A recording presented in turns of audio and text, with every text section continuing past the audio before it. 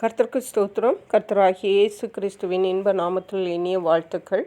இன்றைய தியானத்திற்காக ஜெபித்த பொழுது தேவன் தந்த வசனம் 2 நாளாகம புஸ்தகம் 20ஆம் அதிகாரம் 17ஆம் வசனம். இந்த யுத்தத்தை பண்ணுகிறவர்கள் நீங்கள் அல்ல, யூதா மனுஷரே, எருசலேம் ஜனங்களே, நீங்கள் தரித்து நின்று கர்த்தர் உங்களுக்கு செய்யும் இரட்சிப்பை பாருங்கள். பயப்படாமலும் கலங்காமலும் இருங்கள். நாளைக்கு அவர்களுக்கு எதிராக புறப்படுங்கள், கர்த்தர் உங்களோட இருக்கிறார் என்றார். நம்முடைய கர்த்தராகிய இயேசு கிறிஸ்து நமக்காக யுத்தம் பண்ணுகிற தேவனாக இருக்கிறார். யோசபாத் என்ற ராஜா தன்னை அநேக விரோதிகள் எதிர்க்க வந்த பொழுது, அதாவது 5 பெரிய ராஜாக்களுக்கு மேலாக அவர்கள் சேர்ந்து வந்து யோசபாத்தையும் ஜனங்களுக்கு விரோதமாக யுத்தம் பண்ண வந்த பொழுது, யோசபாத் ராஜாவும் அவருடைய ஜனங்களும் தேவனை நோக்கி முறையிட்டார்கள். தேவனிடத்தில் அழுது ஜெபித்தார்கள், உபவாசித்தார்கள். அப்பொழுது தேவன் சொன்னார், இந்த யுத்தத்தை பண்ணுகிறவர்கள் நீங்கள் அல்ல, யூதா மனுஷரே, எருசலேம் ஜனங்களே, நீங்கள் தரித்து நின்று கர்த்தர் உங்களுக்கு செய்யும் இரட்சிப்பை பாருங்கள். பயப்படாமலும் கலங்காமலும் இருங்கள். பயப்படவும் வேண்டாம், கலங்கவும் வேண்டாம். நாளைக்கு அவர்களுக்கு எதிராக புறப்படுங்கள், கர்த்தர் உங்களோட இருப்பார் என்றார். மிகவும் ஒரு பெரிய அவர்களுடைய பலனுக்கு மிஞ்சினதான ஒரு பிரச்சனை, பெரிய யுத்தம். தேசத்துக்கு விரோதமாக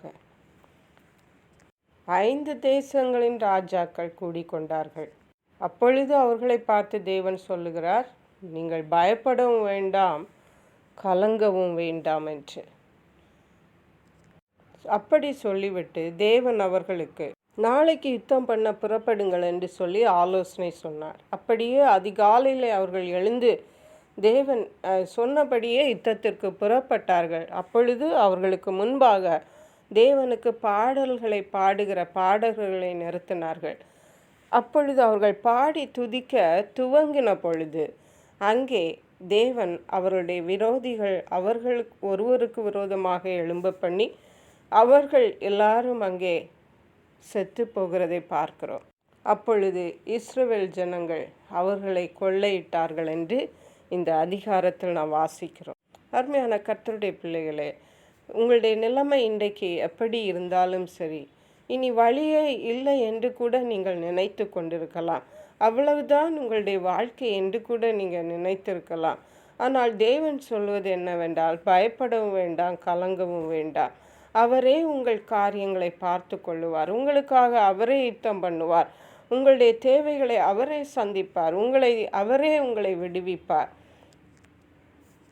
ஏனென்றால் நம்முடைய தேவன் பறந்து காக்கிற பட்சியை போல நம்மை பாதுகாக்கிற தேவனாயிருக்கிறார். பறவைகள் எவ்வளவு அதிகமாக வேகமாக பறந்து போகிறதை பார்க்கிறோம். அதே போன்று தேவன் நாம் துன்பத்தில் இருக்கும் பொழுது நம்மை விடுவிக்கும்படியாக அவர் அதிவேகமாக வந்து தீவிரித்து வந்து நம்மை விடுவிப்பார்.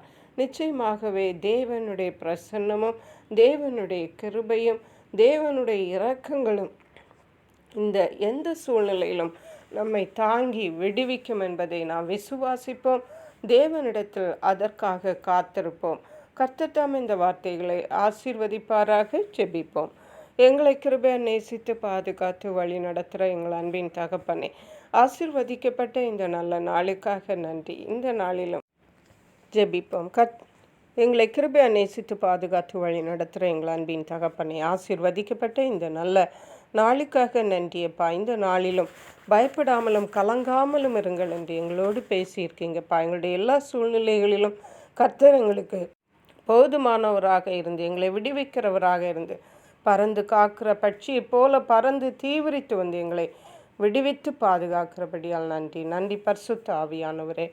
துதி கன மகிமை மக்கே செலுத்துகிறோம். மீட்பரும் இரட்சகருமாகிய இயேசு கிறிஸ்துவின் இன்ப நாமத்தில் ஜெபிக்கிறோம் எங்கள் அன்புள்ள பரமபிதாவே. ஆமேன். God bless you.